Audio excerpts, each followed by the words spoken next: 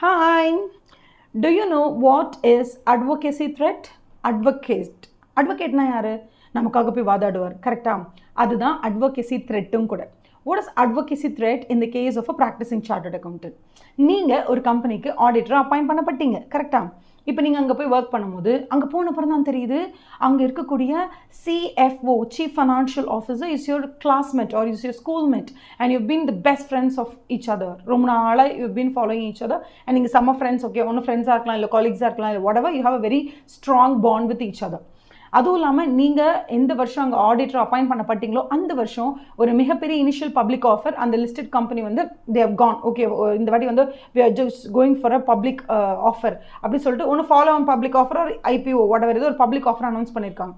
நீங்கள் வந்து பர்சனலாக அந்த கம்பெனியோட ஆடிட்டராக இருக்கிறதுனால உங்களுக்கு தெரியும் அந்த கம்பெனியோட ஃபினான்ஷியல் ஹெல்த் வாவ் அப்படி இருக்குன்னு உங்களுக்கே தெரியும். அதனால நீங்கள் என்ன பண்ணுறீங்க அப்படின்னா நீங்களும் அந்த CFOவும் சும்மா எங்கே வெளில ஒரு காஃபி குடிக்க போயிருக்கீங்க. அங்கே வந்து என்ன ஆகுதுன்னா உங்களோட காமன் ஃப்ரெண்ட்ஸ் யாரோ 5 பேர் வராங்கன்னு வச்சுக்கோங்களேன். ஸோ நீங்கள் அந்த CFO ப்ளஸ் அந்த 5 ஃப்ரெண்ட்ஸ் ஆக்சுவலி நீங்களும் அந்த CFOவும் அஃபிஷியல் மேட்டர்ஸ் தான் பேசிகிட்டு இருக்கீங்க. பட் இன்டிஸ்பென்சபிளாக உங்களோட ஸ்கூல் ஃப்ரெண்ட்ஸ் காலேஜ் ஃப்ரெண்ட்ஸ் அவங்க வந்துடுறாங்க. வந்த உடனே நீங்கள்லாம் பார்த்து பேசுகிறீங்க. அப்போ உங்களுக்கே தெரியாமல் நீங்கள் என்ன பண்ணுவீங்க அப்படின்னா நீங்கள் ஆடிட்டர் தன்னையும் தான் மறந்து அந்த மாதிரி நீங்கள் ஆடிட்டர் என்பதையும் மறந்து அந்த இடத்துல உங்களோட ஃப்ரெண்ட்ஸ்க்கு எல்லாம் என்ன சொல்லுவீங்கன்னா ஏய் மச்சான் செம்மடா இவங்களோட கம்பெனி செம்ம கம்பெனி அவங்க வந்து ஒரு பப்ளிக் ஆஃபர் ஒன்று அனௌன்ஸ் பண்ணுறாங்க கண்டிப்பாக ஷேரை வாங்கி போட்டுருங்க இன்னும் 5 இயர்ஸில் எங்கேயோ எகிற போது பாரு அப்படின்னு ஒரு தடவை சொல்லிட்டு விட்டா பரவாயில்ல.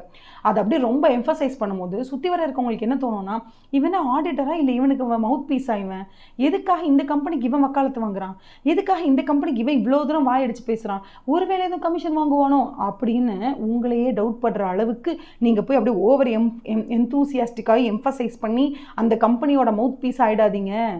So beware that even though you know the CFO personally, that is one thing already வந்து உங்களுக்கு என்ன ஆகிடும்னா அந்த இடத்துல வந்து உங்களுக்கு ஃபெமிலியாரிட்டி த்ரெட் வேறு வரும். அது நான் அடுத்த வீடியோவில் சொல்கிறேன். பட் ஸ்டில் உள்ளே வந்து நடக்கிற ஏதோ ஒரு விஷயத்தை பற்றி உங்களுக்கு ஸ்ட்ராங் ஃபினான்ஷியல் ஸ்ட்ரென்த் தெரிஞ்சாலும் அதை ஓவராக நீங்கள் போய் எல்லாருக்கிட்டையும் அட்வொகேட் பண்ணிங்கன்னா outsider okay a reasonable third party என்ன நினைப்பாங்க probably this auditor has much more interest with this company. I don't know what but he is more interested in the company. Probably he is getting a commission for every sale of every share or something like that. உங்களை பற்றி தப்பாக நினைப்பாங்க. அதனால எப்போதுமே when you are associated with a client as an external auditor maintain the dignity decorum diligence எல்லாம் maintain பண்ணி கொஞ்சம் லைட்டாக தூரமாக இருங்க அப்படி சொல்கிறாங்க. ஓகேவா? All the best. Bye.